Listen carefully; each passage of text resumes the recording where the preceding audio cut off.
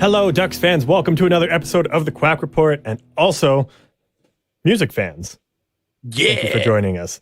Because today is an exclusive, pre-recorded, obviously, because as we said before, we're away, so no relevant talk. So if anything cool happened in, I don't know, whatever the games, I don't even remember what the games are that we, what happened. I guess the Arizona one and the St. Louis one and the New Jersey one. If anything cool happened, don't expect us to talk about it here because we're pre-recording this. So we're pre-recording this on Halloween. So yeah, big day for the Quack Report on this day.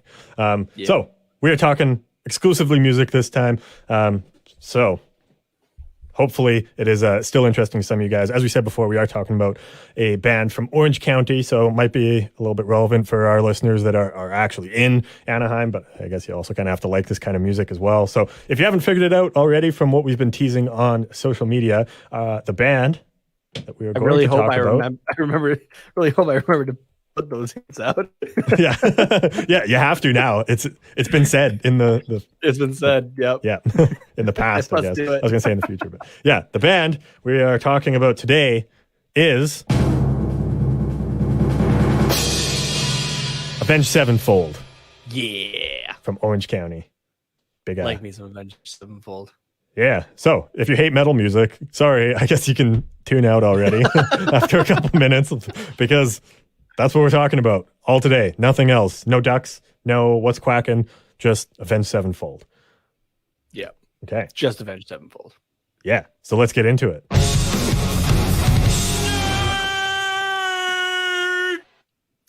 Would you like me to give a brief bio into Avenged Sevenfold? Or go do you for want it. to just go into it? Okay. No, go for it. Yeah. All right, so Avenged Sevenfold, this is coming from Wikipedia, so not always 100% correct, but normally the first little bit is pretty right. Avenged Sevenfold, sometimes abbreviated as A7X, is an American heavy metal band from Huntington Beach, California, formed in 1999.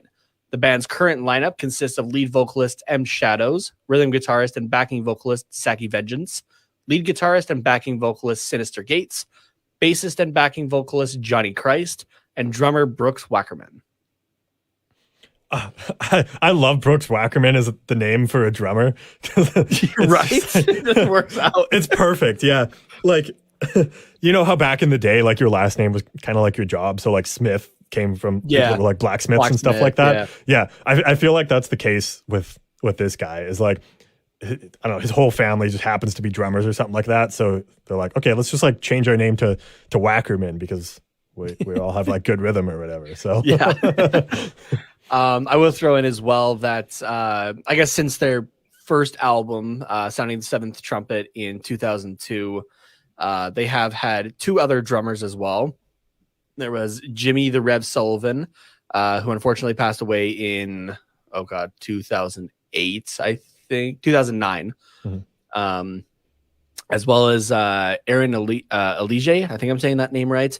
Who was the drummer on the Hail to the King album and a few other songs kind of here and there. So they've gone through a couple drummers since the Rev's passing, but both have been great fits, I think, with this band. Yeah, I mean, you're a drummer, so obviously you listen to that stuff. And as much as I'm a guitarist and whatever, I find I really liked listening to the drum parts specifically.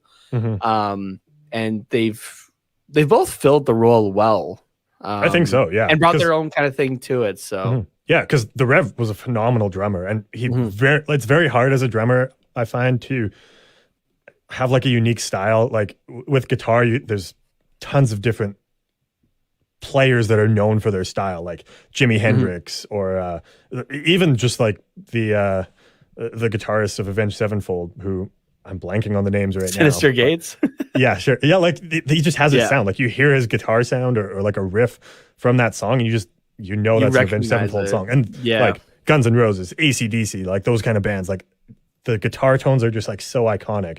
But with drums, I find it's a little bit harder to have that sound. And I don't know. I've always found that the Rev had a very distinct character. Like his drumming had a very distinct character, and I think that the next drummers have really captured that. So yeah, for sure. I forget what year it was, but I was down in Las Vegas, and at the Hard Rock Hotel, they had set up the Revs kit. I think it was from the last tour, second last tour that they had done before his passing. So that was a little bit of a what's the word I'm looking for here? I can't even think of it right now, but kind of there was some weight kind of to seeing that, right? And being a for myself at least, as big of a fan as I am and that kind of stuff. I guess nobody really sees it, especially if you're listening to the podcast. You don't see anything, but even if you're watching on YouTube or that, I obviously don't. I have one tattoo on my shoulder, and it's Avenged Sevenfold lyrics, actually, as a tribute to my mom who passed away in 2013. So, as much as we joke all the time, I'm the pop punk kid and everything like that too.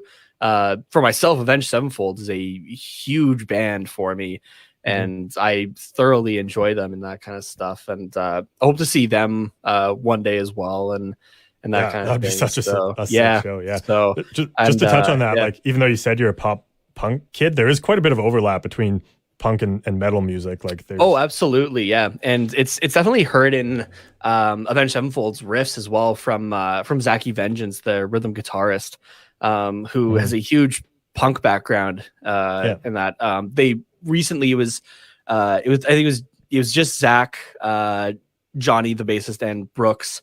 Just the three of them. They did a cover of the Misfits. What's the song called? Why am I forgetting the name? But yeah, they did an awesome Misfits cover just recently though, and Zachy sings on it as well, and it resulted in a bunch of fans being like, we want to hear more Zachy actually on future releases as well. So, like, not to take away from End Shadows, but Zach has a great voice. The song was Hybrid Moments. But yeah, they did a great cover of it, and they got into the Misfits makeup, like the skull look and stuff like that and whatnot. So, but yeah, there's definitely that punk influence from that. And yeah, they collabed with Good Charlotte as well, didn't they? Yeah, they did. I think that was around 2010 as well. And that was, I forget what album it was off the top of my head, but they collaborated on a song called The River, where M Shadows and Sinister Gates were guests on the song essentially. So M Shadows doing some lyrics, not lyrics, like singing vocals and that kind of thing. And Sin Gates throwing in a beautiful solo underneath that, like you were kind of talking about earlier with like Sin Gates and his style on that just being recognizable. Like if you're a true guitar junkie, you listen to everything like with a super keen ear and whatnot, you can tell just by the tone alone, actually, like right away, it's that's Sin Gates coming in on the guitar here. So, and I love that song as well. And that was the song I believe that actually got me into listening to Good Charlotte. So that was one of the first ones I heard of them as well. Yeah. So. But yeah, I guess the point is punk and metal aren't that far apart, and not too far. especially as musicians ourselves, like the I guess playing style, but like, I mean, maybe you can speak to the guitar, but with drums, I don't want to say there's very little difference, but it's the same thing. Like, it emphasizes speed and like just having fun, and lots of drum fills and stuff like that. So that kind of overlaps, and from my understanding with guitar, the overlap is just like chugging power chords and stuff like that.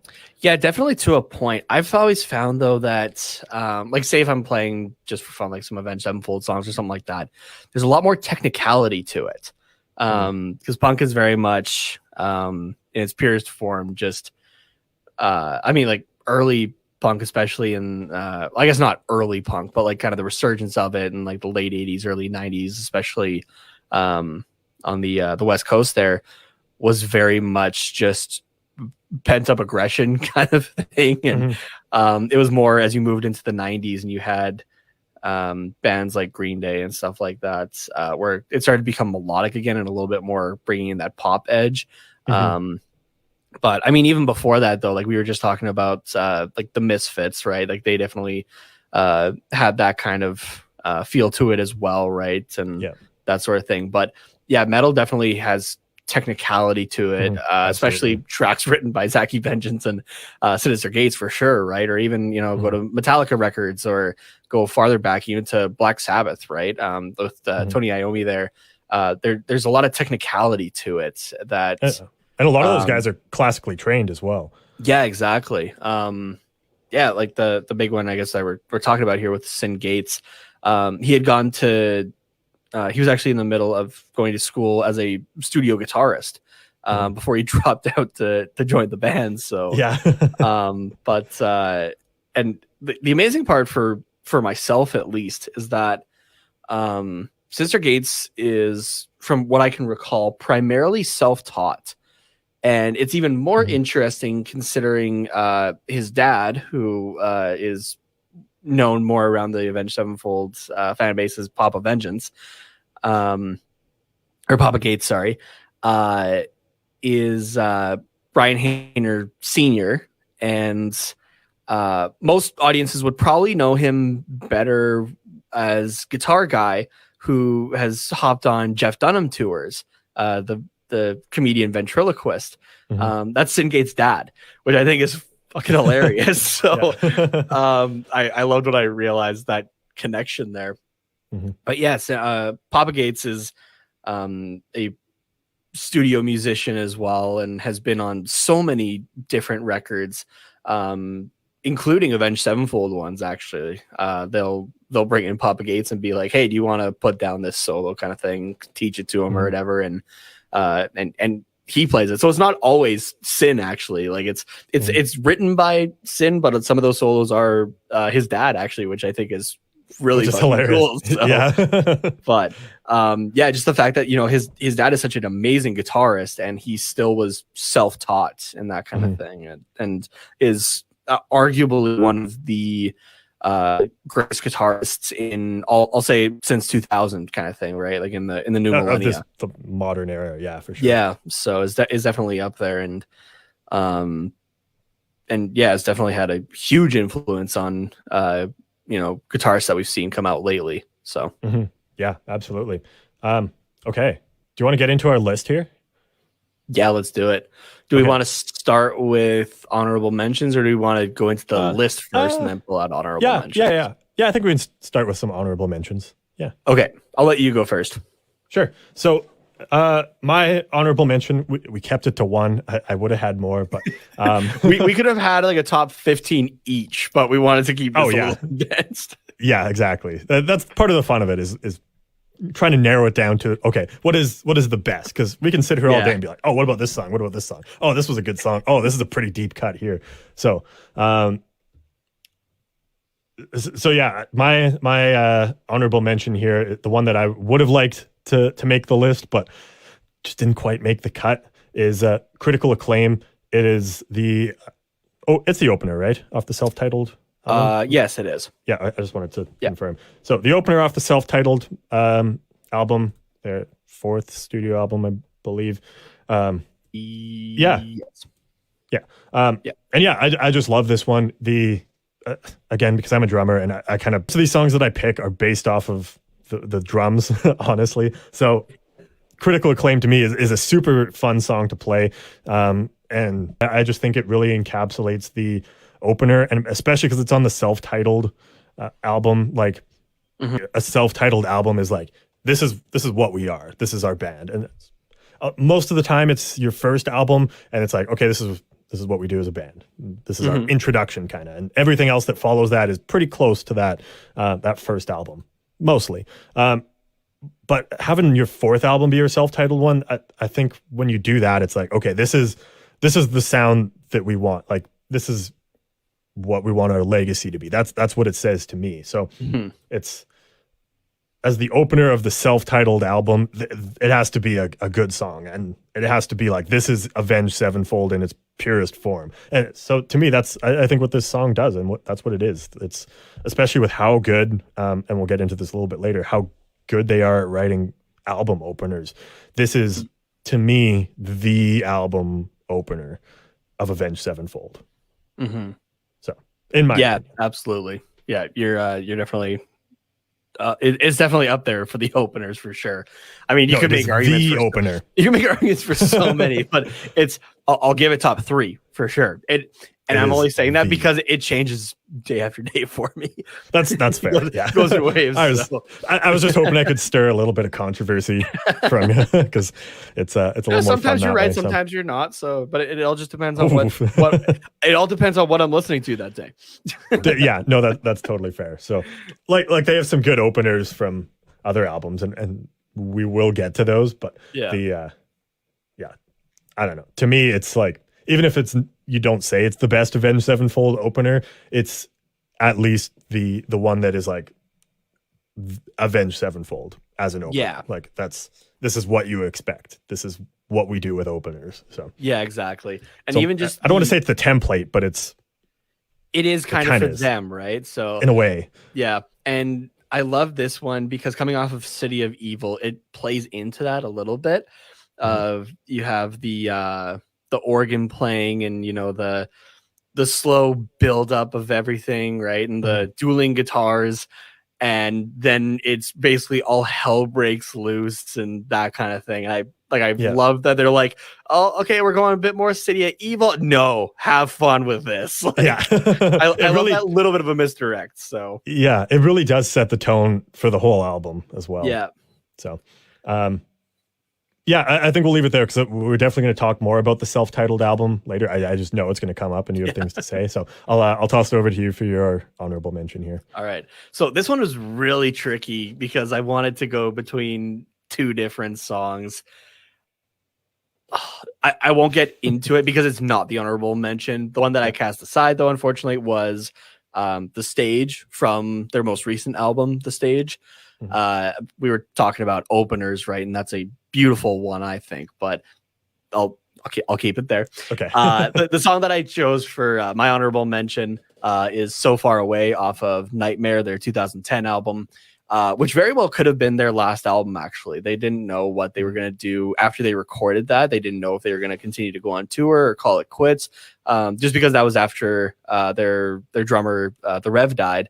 And they didn't really know actually if they were going to continue or not without him. So because they were like childhood friends and everything like that, and it really struck deep with the members of the band.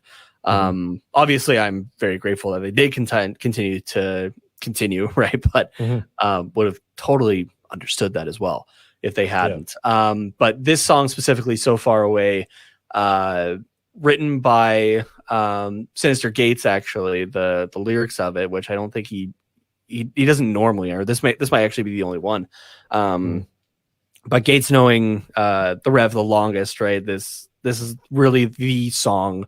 As much as that entire album is a tribute to the Rev, this song is really for him, right? And about those experiences that they had and everything like that. And it really comes from an emotional place that I think really comes out in the lyrics and the execution of the music and everything like that too, right? Whether it be Sin's guitar playing, whether it comes from Shadow's delivery of the lyrics and that kind of thing, right? This song is filled with so much emotion. And I referred earlier to the fact that I had Avenged Sevenfold lyrics on my shoulder, and it is from this song. So this song definitely strikes a personal chord with me as well, which is why it is my honorable mention. So, but on top of that, it's a beautiful ballad song, and just in general, it's a beautifully crafted song, I think. Absolutely. I talked about the emotion out of it and that sort of thing, because you can definitely have sad songs, but they don't always have the emotion out of it or that kind of thing, and whatnot. And I think I remember listening to this song one of the first times, I guess really listening to it, as I was just kind of getting into the band, and it was watching the music video for it as well. I didn't really know a whole lot of the backstory to any of these guys or anything like that, but the fact that with the combination of the video itself, but the song was able to get you teary-eyed, a little bit misty or that kind of thing, right? I think really they really put themselves into that track, I think. So not to say that they don't with other ones, but it was a different type of putting themselves into it.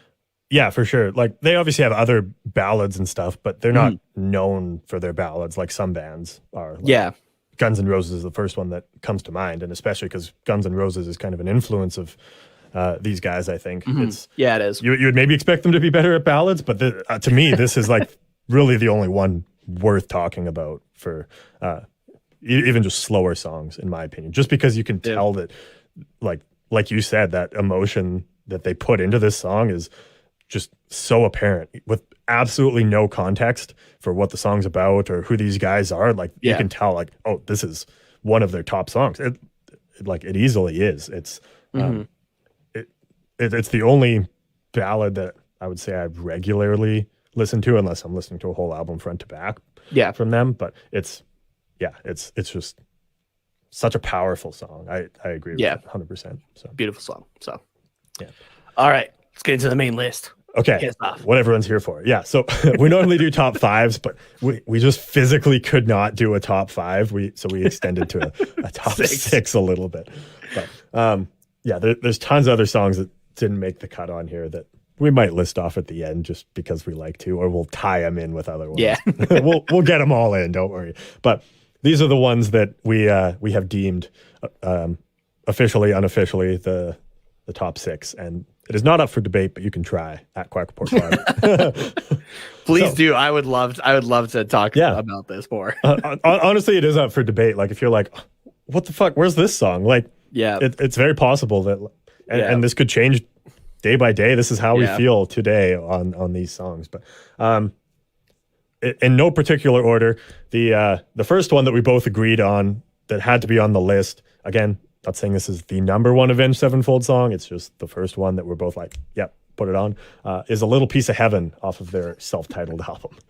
And you know that people who are Avenged Sevenfold fans are laughing right now, but they're agreeing at the same time. Yeah. So, because like, I mean, if you know anything about this song, like just at least like it lyrically, it's very out there. We'll put it that way. Oh yeah. And it's a beautiful like 8 to 9 minute track about a man who essentially kills his fiance and does not great things, very illegal things, and she like comes back from the dead essentially and kills him as well, and they live happily ever after in a haunting afterlife essentially. They don't live, but they don't live, but after, so undeadly happily ever after kind of thing. And we didn't pick this because we condone these types of activities, but the story that they tell with the lyrics is it's just done well, I think, and the music as well just kind of supports that. Like you can tell that they have a lot of fun with this. Like the orchestration, orchestration. We'll say it's hard to use that word in the terms of like popular music rather than classical music, but the orchestration of this song really supports how out there the lyrics are. Yeah, and it's also just fun to listen to. That's what makes this so good. Yeah. So even the reason that we're doing this episode is more because I dive back into this band. So I've been watching like stuff on YouTube when I have a chance or something like that. And so there is a breakdown actually of this song on the Avenged Sevenfold YouTube channel. Definitely check it out because it's really cool, I think. Like that kind of behind the scenes stuff is the reason I went for my first degree in sound engineering and whatnot. So like that's the type of stuff I like. But they talk about how the song was written by the drummer at the time, Jimmy the Rev Sullivan, and he and Sinister Gates had a band earlier in their lives called Pinkly Smooth, I think is what it was called. And it was nice.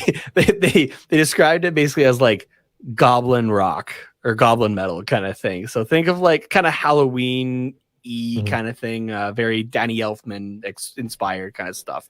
Yeah, and definitely brought that influence into this track. Which is even more apparent with the fact that they had a couple of the members of Boingo Boingo helping with or like to record the orchestration and stuff like that. So that's where you get, those like the Danny Elfman kind of sounding horns and stuff like that, because it's pulling directly from that. So, and using literally some of those members. So, which that's is cool. That's super cool. beautifully done as well. And so definitely take a look at the breakdown that they do, because they do isolate those orchestration tracks and stuff like that. And it's like once you hear them on their own, you really start to pick that out of like, oh yeah, that's Danny Elfman sounding type stuff. So I just love this song with like all that orchestration, like you were talking about though, like adding in those like their band parts, right, of like the guitars and drums and that kind of stuff. And it's weird to say it just out of context kind of thing, but I have good memories of this song because we recorded a cover of this track in our first year of university. It was for a project, and this was your project actually. And so I had to learn all the guitar parts for this, and I did do the singing on it, which was which was interesting for me. So because my voice doesn't normally tailor to something like this, but it somehow kind of does at the same time. Well, even though like this was like my project, you were in the studio for a good portion of it, helping me with other parts of it as well. And just the experience of trying to recreate these parts was a lot of fun. So you can just imagine how much fun they had doing this. By the way, it's got to be somewhere. We got to find it. I don't know where, but it's definitely out there. It's not very good. I know that for a fact, but I think again you can just tell that we had fun with that as well. So it's just because it's a fun song. So and I love all like the ad libs that they had in the track as well, like recreating those as well. Like I remember we were just laughing about them and stuff like that. So I mean, you can tell that they were having fun with it as well if you're watching those behind the scenes things and stuff like that. So but good memories with this song. So. Yeah, absolutely. So maybe a little bit of bias there with us putting that one in. But okay, let's move on to track number 2 here. We're already almost at a half hour. We are not hitting the mark that we thought. No. So second one is Nightmare off of their Nightmare album from 2010. Also an opener track. Also that be noted. Track. So I think actually it's the only spoiler. It's the only opener on this list. We did have other openers, and we will. Maybe now's the time to kind of talk about some of those other openers again, even though we kind of already touched on it. But let's talk quickly about Nightmare as well. Do you want to start this one off? I can. Sure. So obviously off the Nightmare album, opening track. This is so when this album was being made, they were just kind of finishing up their last demos and that sort of thing. That was around the time that the Rev had passed, so they scrapped a whole lot of the lyrics to a lot of these songs and wrote them more as tributes to their lost friend. However, this is the one song that the lyrics actually stayed the same as far as I can recall. By the sounds of it, because the Rev loves this song so much, actually. It is a great opening track as well. You have the the dueling guitars in there as well, with the kind of goes and stops with the drums, the double kicks and whatnot. Done beautifully on this album. The drums by Dave Portnoy. Why can't I remember? It's on the tip of my tongue of who he was playing with just before that. But I can't think of it either. I don't know why I can't remember right now. I'm gonna kick myself later for that. Done beautifully by him as well. The drums on this album, but really just kind of driving. This is Avenged Sevenfold is a heavy metal band. This is one of their darker songs, I would say. By the sounds of it and that kind of thing. And they were on those breakdowns as well. They were kind of laughing how they were really diving into like just the holding on the open drop D chord essentially, and just like you were talking about earlier, just the chugs going along with it and that kind of stuff. There was one part specifically that just I'm remembering from the breakdowns of it though, that they were laughing about the one line in it though of it's during the bridge of the song, and it's like like, because you have the back and forth with like the main line and I guess the backing vocal. And so it's like, die, die, die again, die. And they were just laughing about that. It's like, yeah, die again. So now whenever I listen to that, I just start laughing, apparently. But this is, I mean, so many of these songs that we have on this list, I think you can show and get the idea of who Avenged Sevenfold is. If you were to have to introduce somebody, though, this has to be one of the top 3 songs at least. Yeah, I honestly think it's one of the first that you have to. It's also probably what a lot of people's first experience with Avenged Sevenfold, because Nightmare was a huge album. Actually, I don't know. The self-titled album has some good ones that a lot of people maybe know, but I don't know. I think Nightmare is maybe second biggest at the time. Obviously, Hail to the King is one of their bigger ones, but that came after, right? So I think Nightmare really expanded their audience even more into like even just like rock fans and maybe grab some punk fans, because I think their first or their self-titled album, as well as their first ones, they were still very much just metal. And if you didn't really like metal music, you probably didn't really like Avenged Sevenfold. That you saw some of that branching out with the self-titled, maybe like songs like Almost Easy and Afterlife, I'd say. But yeah, I don't know, with Nightmare, I think that, to me, that was one of the first albums I knew of Avenged Sevenfold. So I don't know. Maybe it's just my experience and I'm just behind the curve, but I think Nightmare helped to expand them a little bit. So yeah, absolutely. The drummer for this album was Mike Portnoy. Dave Portnoy is a internet celebrity with Barstool Sports. Oh, fuck me. But that's okay. But yeah, Mike Portnoy was the drummer on this, and he's Mike's the better Portnoy. I'm going to throw that out there. Yeah. Now that I'm realizing that, yeah, Dave Portnoy is a fucking idiot. Yeah. But yeah, Mike Portnoy is with Dream Theater there. So right, Dream Theater. Yeah, like I said, I'm going to fucking kick myself for that later. Yeah. But there we go. Yeah. So yeah, I think all the things that you touched on for Nightmare are the things that I love as well. And again, I love playing this song from I almost said from Dream Theater, Avenged Sevenfold. So yeah, it's a lot of fun. I remember learning this song for the first time. I learned it on an acoustic guitar. That's fucking hard, man. Yeah, I bet. And as soon as I took it to an electric, I'm like, my God, this is so much easier.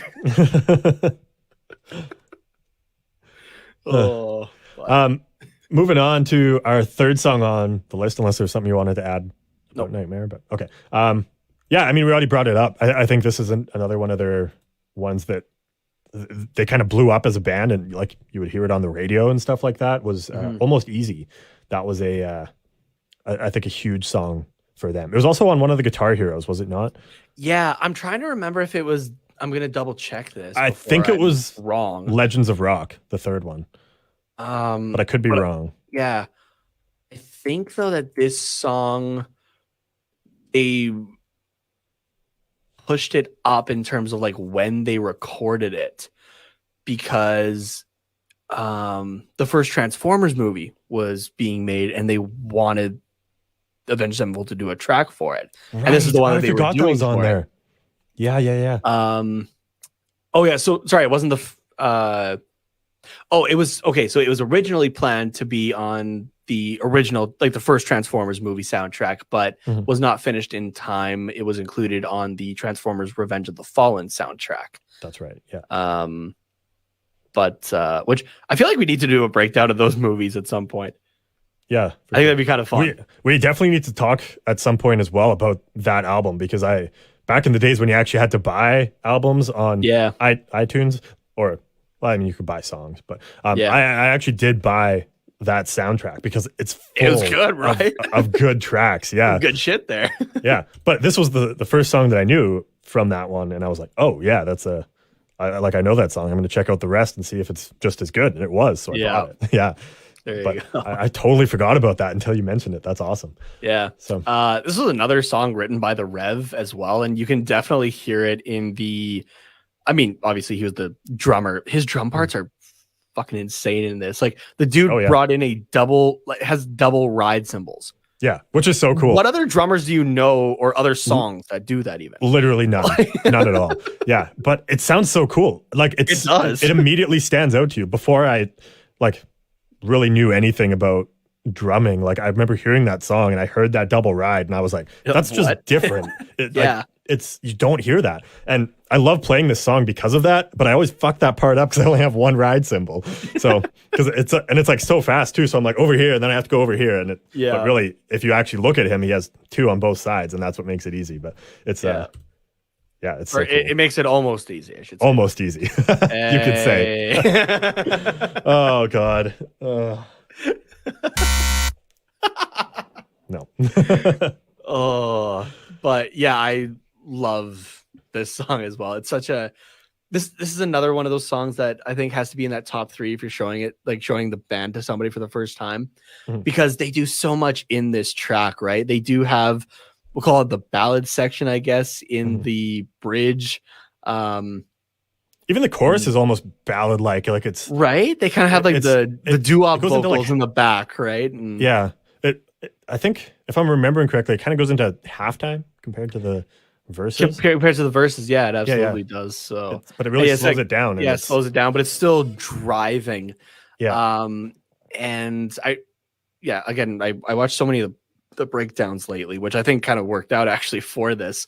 The piano part that they have playing during like the intro and during the chorus or whatever, it's derived from the Terminator 2 theme. Oh, cool. So now if you go listen to those two, you won't fucking unhear it. Yeah. So I'm sorry to ruin that for you, but like the fact that this song, which is a pretty heavy song, I would say, derived originally from a piano piece is kind of interesting. So yeah, that is very cool. I didn't know that, but I'm gonna have to check that out and do a kind of a A/B comparison of those and see if I can pick it out. just the tracks itself. So yeah, just again to your point though about how this should be one of the first songs you show someone if you're introducing them to Avenged Sevenfold. It's probably one they've already heard as well. Like I think this was before Hail to the King. I think this was their biggest song, probably like the most listened to.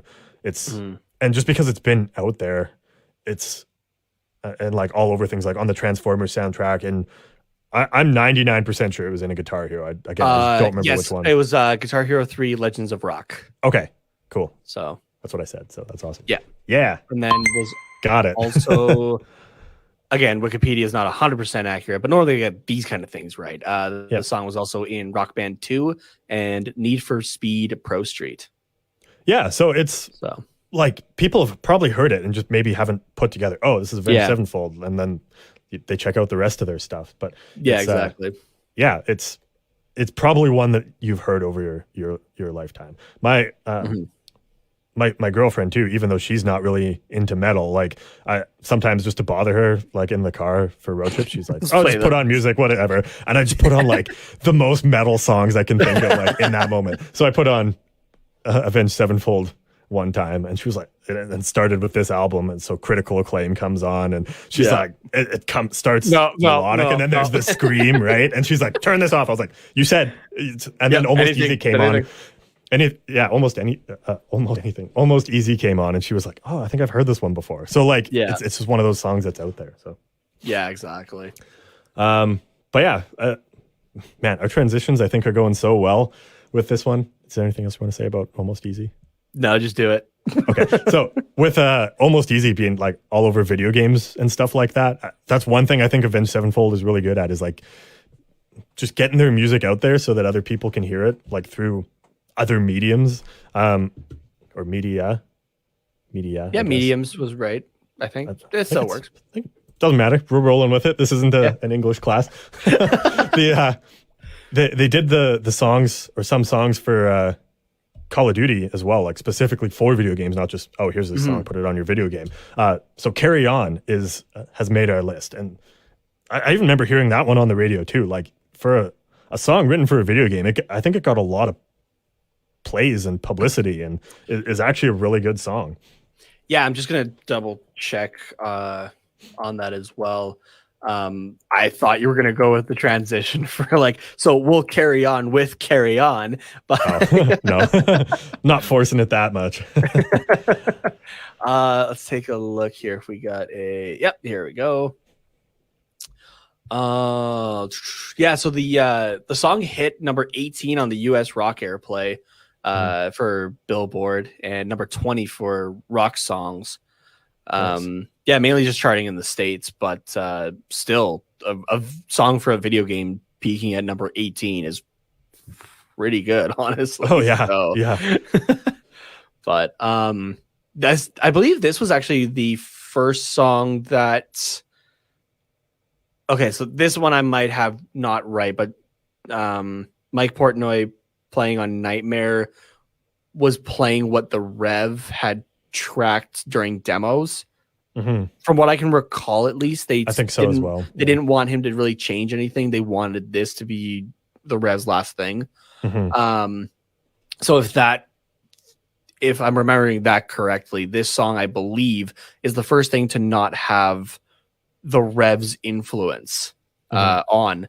This is where Aaron Elige comes in on the drums to play his first track as a member of Avenged Sevenfold. I think at the time, just considered like a studio drummer, wouldn't be officially part of the band, I don't think, until Hail to the King. Mm-hmm. But the thing for me that I remember from about this song is the music video for it, which was set in the video game itself in Black Ops 2. And like they animated each member of the band and had them play a show and stuff like that, and included a couple members of like the video game itself in I believe is it Woods and Menendez, I think. One of the good guys and the main baddie of the game. But just the ridiculousness at the time of that music video, but was so awesome at the same time. This was just a personal thing, and I totally get that. We've come so far in video games and animation and that kind of stuff. It bothered me so much watching this music video though, and the guitars like in bass not having straps. And it bothered me about the Guitar Hero games as well. Whoever is playing a guitar that does not have a strap to hold the guitar, it bothered me so much. But yeah, just remembering this song and just like those memories to it, and playing Black Ops 2. I remember we played a bunch of this at your house and stuff like that. So I remember just like 1v1 battles and stuff like that. But yeah, I really like this song too. And this is again another this is what Avenged Sevenfold is type track, right? You get the dueling guitars right off the bat, and then right into the hard chugging, and the Sin Gates has an amazing solo on this track, as he does almost every other track that Avenged Sevenfold has. But it's just like this one just feels different, but is still them at the same time. So yeah, absolutely. So it's I looking at it like in the whole context as well. It's obviously with them not sure if they were gonna, well, I guess carry on after Nightmare with the passing of the Rev. Like it wasn't really an intended pun. I just couldn't think of a better word, but just to kind of almost ease into it and like be like, okay, let's put this one single out here and see if it works. See if we can still be Avenged Sevenfold. Yeah. And I honestly, like, it doesn't sound much different. Like, I think it's almost like they still tried to capture the sound of the Rev's drumming and that character in the rest of their music. And so it's, but it was almost like, okay, let's test. Let's see if we can still do this. Let's, even just for them, like not even just for their fans, being like, oh, can we still put out music without this guy? It's like, can we ourselves still physically be okay with making music without our friend, right? And and then after that they went into albums again. So it was Well, I was gonna say, cool. You actually did you read up on this track beforehand, or no? I didn't. No, because I think you actually pretty much nailed it. In an interview with blabbermouth.net. M Shadows was quoted as saying, I I want to be more vague. Sometimes I feel like my lyrics meander a little bit, and our songs are so big, I need to write more words that are necessary. I wanted to leave these lyrics more open-ended. I felt that the term carry on was perfect, not only for the characters in the video game, but for Avenged Sevenfold moving forward.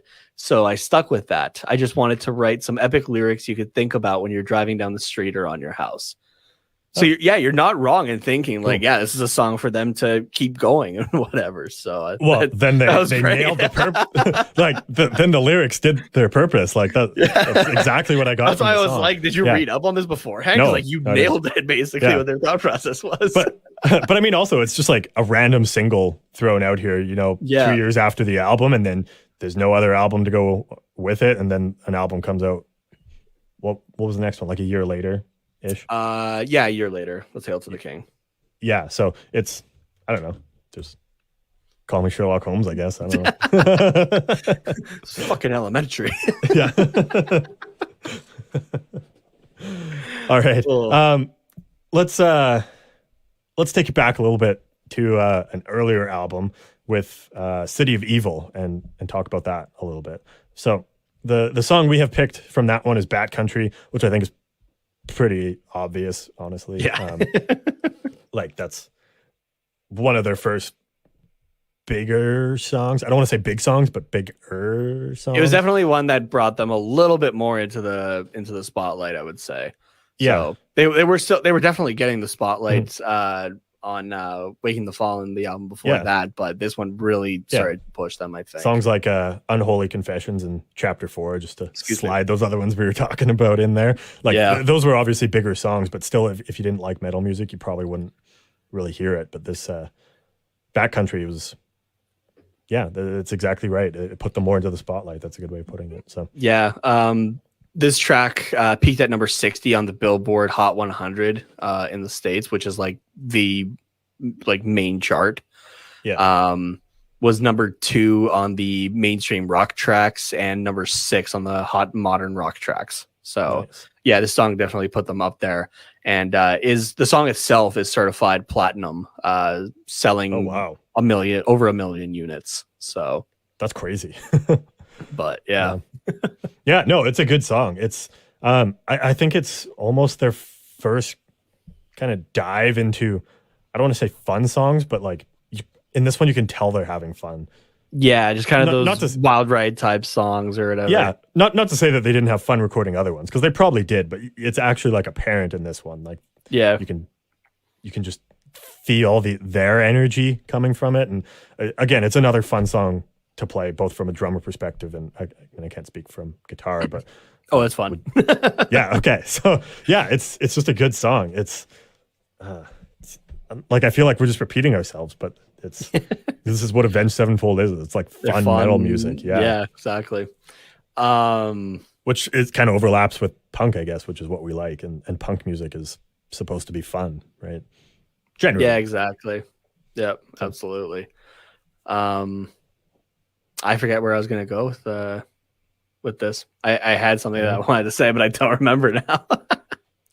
Was it about City of Evil in general, or? Yes, it was actually. Thank you. Just talking about this album as a whole, I thoroughly enjoy this album. The one thing that it doesn't put it at the top, if we were talking about a top albums kind of thing by them, that doesn't put it at the top, it's M Shadow's delivery during this entire thing. I don't know if he was sick or if he was being kind of instructed to sing like this, but compare this album to everything else that they have done, and M Shadow sounds very nasally to me, and it bothers the fuck out of me personally. Yeah. It could also just be the mixing of it as well. So that could be too. Yeah. Just a very hot mic or something like that. But I mean, go take a listen to it now and compare it to anything else. It sounds like he's very stuffed up. Yeah. Or that kind of thing. So I'm not sure why. He also transitioned more from screaming to singing between Waking the Fallen and this album. So part of it could just be less singing experience. Obviously he was still a good singer, right? But I guess just more learning to use that singing voice rather than the screaming voice a little bit more. It might have just been a bit of a learning curve. I don't know. I'm speculating. I literally have no idea. Yeah, not that I'm a good singer either, but I know for sounding the seventh trumpet was very scream and hard. Like this was the hardcore scene at the time, right, in California.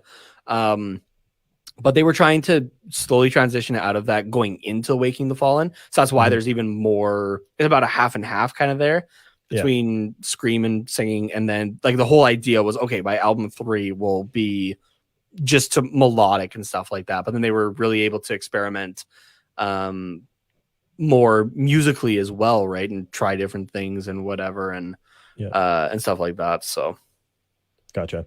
Yeah. So it's and again, just to talk about the album in general, the opener of this one, Beast in the Harlot, is phenomenal as well. I wanted to put this on here. So very good. Yeah. Okay.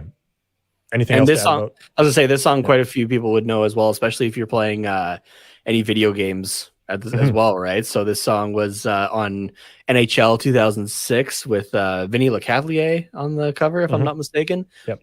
Madden NFL 06. SSX on Tour, Saints Row 2, and Guitar Hero Warriors of Rock. So nice. Yeah, this was, I guess, without really realizing it, this was my first introduction into Avenged Sevenfold. Yeah, I think this was mine as well. And no, sorry. I guess for me, because I had NHL 04, it would have been Chapter 4 was on that from Waking the Fallen. Oh yeah. So that would have been my introduction, I guess. But so. Yeah, I wasn't really into the metal music back in the day, so I turned off certain soundtrack songs, which I couldn't imagine why I would do that, because you're giving yourself less things to like listen to. And now in the game, even though there's like, I don't know, 12 or 15 tracks, you hear them so often, you're like, oh my God, this fucking song again. But I think the most recent NHL is like 20 tracks actually. And I've I've definitely been critical over the last few years with that video game, or like that franchise. And even to like, they always have like a few songs that are good, but then some that just kind of feel like they're missing the mark a little bit. I've been thoroughly enjoying the NHL 22 soundtrack, honestly. Like it's the soundtrack itself is what I would just normally listen to, actually. So I haven't gotten sick of it yet, because there are artists on it actually that I just normally listen to. So nice. Yeah, it's been enjoyable for me. Yeah, but with this one, I did actually, I know I turned off Backcountry because the remember when you could turn off individual songs?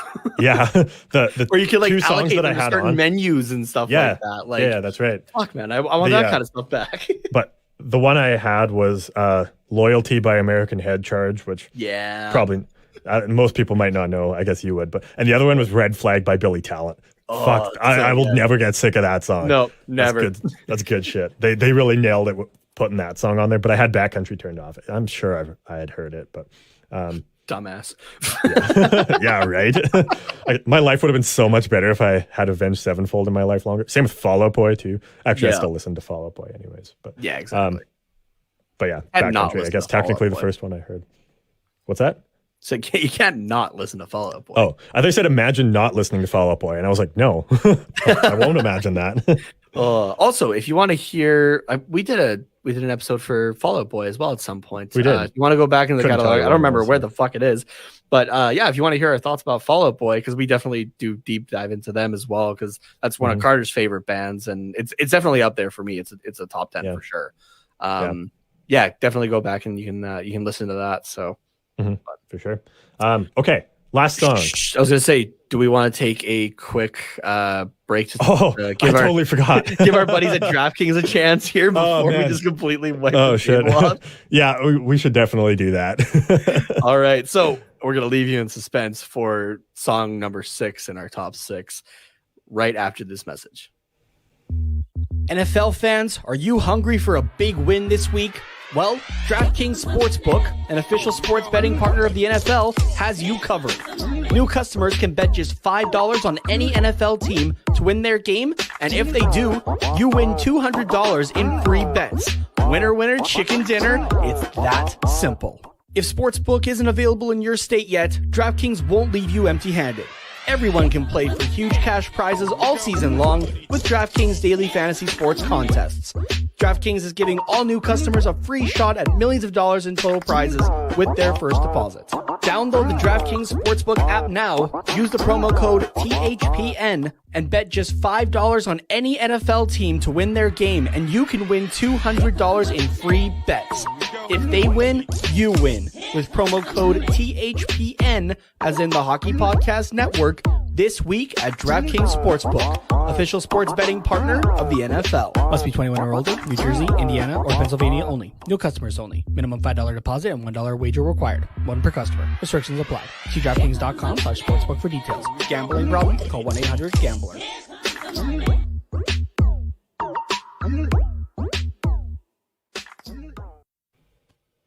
All right, we're back for song number 6 of our top 5 Avenged Sevenfold songs. I feel like I kind of wonder if anybody's guessed it. Yeah, I don't know. I mean, we have kind of talked about it quite a bit already. It wasn't in our honorable mentions, and I feel like this is an obvious one, honestly. Like, it's not like maybe Almost Easy or Carry On and A Little Piece of Heaven. If we left those for the end, people would be like, hey, like, which one are they going to pick? You know, but with this one, I think it's obvious. It's objectively because it has, you know, as you said, the most plays on Spotify, and it was one of their biggest albums. You still hear this one on the radio. I think it's safe to say that as a whole, this is probably the biggest and most well-known Avenged Sevenfold song. It's obviously up for debate, but this song, if you haven't figured it out already, is Hail to the King off of the album of the same name from 2013. Like, everybody knows this song, I think. Yeah. They have heard it. If they like this type of music, rock music, I would say. They know Hail to the King, right? Mm-hmm. So, and I don't know, it's just a good rock song. Like, this is, to me, it's nothing special, but it's almost like, how can I put this? It's like the AC/DC of Avenged Sevenfold songs. It just does the simplest things well. And there's some flashes of like cool stuff here and there, but it just shows you, like, it's just like, this is Avenged Sevenfold. This is rock music. This is what we're all about. Here's a song, and it's just a good song. Mm-hmm. And I think that's very much intentional, actually, with this whole album as a whole, right? Because it was them. I mean, you know, there's people saying like, oh, this means war sounds like, I can't remember the song off the top of my head, but like this Metallica song and stuff like that. But I think it was definitely a kind of a tribute album, but still being Avenged Sevenfold, right? To the bands that they grew up listening to. We were talking about it beforehand, and I was saying Doing Time is very much a Guns N' Roses song and stuff like that. So this one is, you know, the title track of Hail to the King. I can't really, like, you know, place it to any specific band. It's kind of a tribute thing, but it's this is Avenged Sevenfold stripping it back like the bands that they grew up listening to. It's almost like a tribute to rock music in general. Exactly. It's bare bones, but it's driving at the same time, right? But still has, like you said, that Avenged Sevenfold flash of you know, Sinister Gates playing that beautiful opening, like, lead line that follows throughout most of the song and whatever, and just the subtlety but not at the same time of the dueling guitars, just playing melody essentially during the chorus and whatnot. And this is just a great song, and 100% one that, like, you're playing in the locker room or something like that, right? Oh, it gets you going, right? And just that kind of chugging, but at the same time you thoroughly enjoy to be in the crowd of a festival listening to this song or whatever. So yeah, exactly. So honestly, I think this was a good one to end on, because it just kind of wraps up everything that we've already kind of talked about into a neat little 5-minute package, you know? Yeah. Or however long the song is, I have no idea, but yeah, it's I think it's about 4 or 5 minutes. Yeah. Yeah. So it's I don't know if I was gonna do this list over again, I know that I wasn't maybe a big fan of putting this song on there. There was other ones that I might have wanted to put on there, but I think if I was doing this again, this song would have to stay on there. Like the other 5, you could make arguments for other ones over top of them. Yeah, but realistically, you can't do an Avenged Sevenfold top 5 without Hail to the King.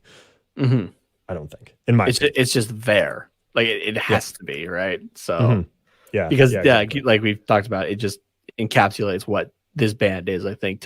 And for this one, like I was saying, just to their barest, I think, right? It's not trying to be crazy flashy and that kind of stuff, and multiple layers for like sonic reasons and whatnot. This is stripped down, bare bones rock and roll, essentially. So yeah, exactly. Okay, I think that wraps up the extended Quack Report Unplugged. Quack Report Unplugged. Director's cut, maybe. I don't know. Director's cut, Snyder cut. Yeah. Let us know if there's any songs you think we might have missed. Like, I don't know. Shepherd of Fire is one that comes to mind. And tell us which song you'd take off to put Shepherd of Fire on here. Go ahead. Yeah, I dare you. Go. At Quack Report Pod. That's your challenge for this week. Good luck with that one, Nate. Nate, where can they disagree with everything that you said about Avenged Sevenfold and how much your music taste sucks? I don't know. Well, I mean, okay, first of all, if there's any Avenged Sevenfold slander, you will be very promptly blocked. No, I'm kidding. But we're all open to our own opinions, but just know that yours is wrong if you don't like this band. But I mean, then again, though, if you've gotten this far, you probably like the band. You can talk to me at Tatenamas, TATENHOMAS on Twitter. And myself at Carter_Potts, POTTS_97 on Twitter as well. Thank you guys for tuning in to this episode. We will be back with a live episode talking Ducks, talking what's quacking, and everything else on Wednesday. We will see you guys then.